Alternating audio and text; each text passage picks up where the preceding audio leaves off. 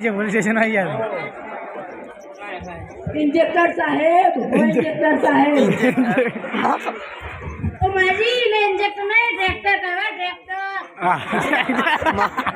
ले ने ट्रैक्टर नहीं इंस्पेक्टर केवा इंस्पेक्टर दिए तो भूल गया